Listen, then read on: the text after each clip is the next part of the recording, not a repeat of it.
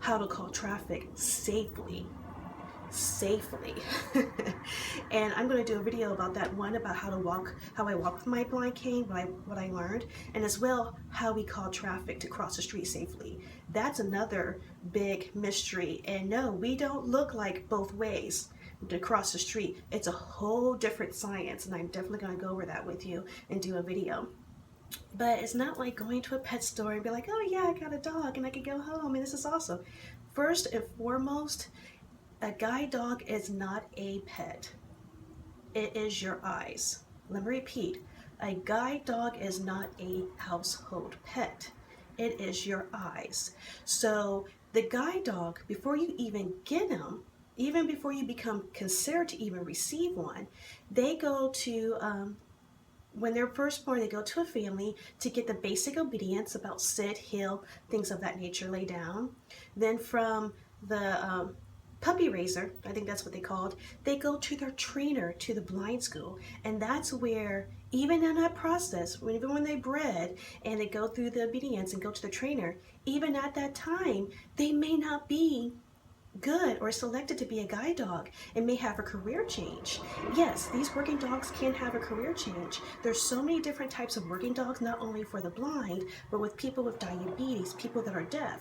So during this process, even after making through the obedience school and going to the handler and being trained for many months maybe, it may be determined during their assessment that they're not okay to be a guide dog. They must be okay to be around traffic. They must be okay to be around people and a lot of noise. They must be okay with distractions like cats or other animals and other dogs. There's so many other things that they have to be able to focus and not be able to be distracted to even make it to a person with a visual impairment or blindness. So once a person is selected from a blind school to go through this training, it's a 4-week course. And the reason why it's a 4-week course is because, one, you have to create that bond. This dog has been with its trainer and also the puppy raiser. So they're going to have some type of personality assessment with you and your dog. Because remember, this is a partnership. This is your eyes. This is something that will make you independent. So yes, there has to be some type of bonding moment. And a bonding moment with that type of working dog can't be done in a day. There's no way. So that 4 weeks is not only for you to learn the obedience, to learn the do's and don'ts of having a working dog, to learn how to utilize the working dog, but it's also extremely important to lay that foundation of bonding. So during that 4-week course, when I was in my O&M training, there was I think 7 to 8 students. One of the students was a retrain. He had his dog for 5 to 6 years, and because of some behavioral issues, he came back for a 2-week refresher with his dog to get those bases of obedience. Okay, there's another person that was going through the program. She was brand new to getting a guide dog, made it 3 weeks.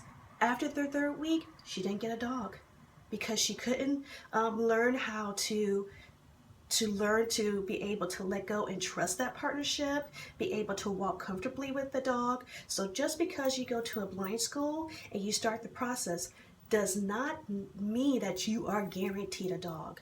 No, you must pass an achievement test. Along the way, you have little tests, and then you have your big test at the end of the 4 weeks. You must pass those milestones and the big achievement test at the end to make sure, one, you're comfortable, confident, and you understand everything you've been learned, because you're taking your life in your hands by crossing the street, making sure you understand how to call traffic, and making sure the dog understands where the curbs are.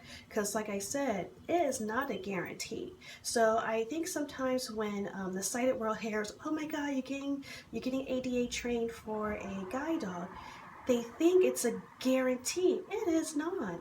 It's extremely hard work. When you go into the class or the school for 4 weeks, you get up at 6 o'clock in the morning. You do obedience.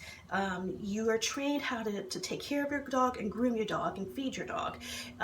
You do several obedient classes. You take several lecture classes with the trainers and instructors there at the school. Then you take your walks out to residential areas to learn how to command your dog, know how to use the commands correctly, and know how to navigate yourself and the dog safely. You take about 2 to 3 walks a day. Your day does not end until dinner time, which I think is at 7 o'clock. So 6 o'clock in the morning to 7.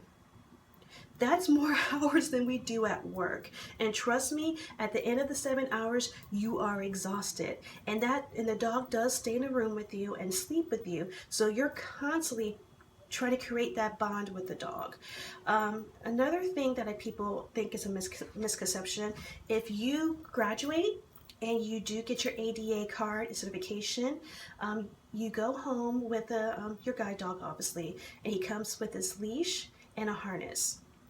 And when you go home, there's a lot of rules. No, it's not a pet. It's very important that we establish who is the master, which is the person that's visually impaired or blind, and the guide dog knows who to serve. Because again, this dog is your eyes. It is a tool.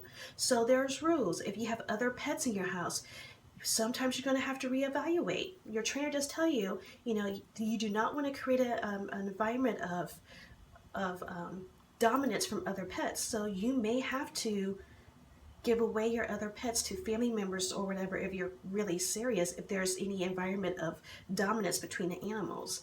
No one can pet your dog without your permission, because again, that bond is so strong, you have to be the dominant one all the time.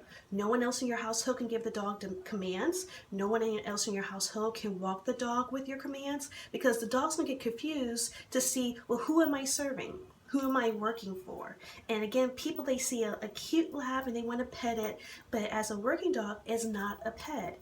And 9 times out of 10, a lot of people that come back to the blind school to go through a refresher is because there's a breakdown of the obedience. Or, unfortunately, when you get home, that's when the real training starts. That's what the trainer says. It takes about a year for the bond to be true, and for all the obedience that you learned, everything to be submitted in yourself and your dog's mind.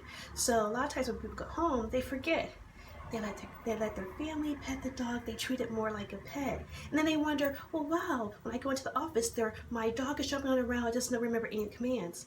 It is so important, and it's instilled with our trainers. You must stay on top of your obedience, and you honestly must adhere to the rules, so that way your dog doesn't transition into a pet.